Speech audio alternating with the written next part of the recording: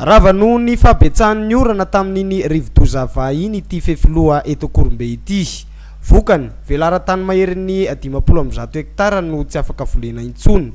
Ponina maherin'ny 300 tafo amin'ny fokontany amin'ny ilany atsinana natao anatin'ny commune Ambonivohitra Ambositra no lasibatra tamin'ity fahavoazana ity. Ankehitriny dia mifanometanana ny fokon'olona avy amin'ireo fokontany ireo manamboatra ilay fefiloha miaraka amin'ny foibe-paritry ny fambolena sy ny fiompiana Moromani tohanan'ny ministra piahany faritra ny profesora Sozana Nera Marie Monique mba ahafahana mamboly amin'ity taopambolena ity.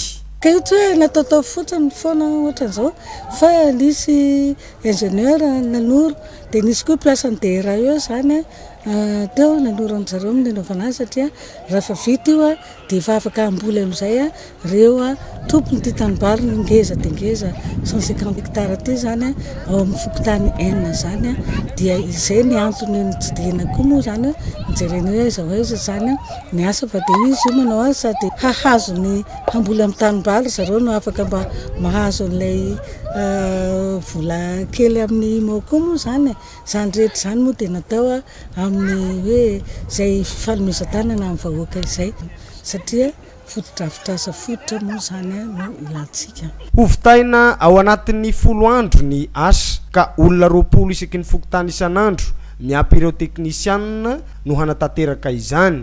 Efa vonina avokoa moa ny fitaovana hanatanterahana ny asa. Ahafalipohana tsirairay zao zavatra zao satria mijery ny tatsaha tokoa izy indrindra fa ny hoe amin'ity fambolena ity no ivelomany tatsaka dia tsy nataony ambany zavatra fa nitanterahany tokoa ny asa ka dia izao tonga nanao ny asa tagna maro eto zao ny vahoaka eto fokotanina Korombe, fokotanina Tanamahalagna, Pitahana, Kenieny, Alakamisy Ambohimiadana, Amongy, Balamasoa. Fisaorana anareo be dia be indrindra fa fitondram-panjakana foibe rehetra zava-dehibe honay zao fa dia mirary vita be amin'ny firenenany agnareo tsirairay fisaotra betsaka tompoko.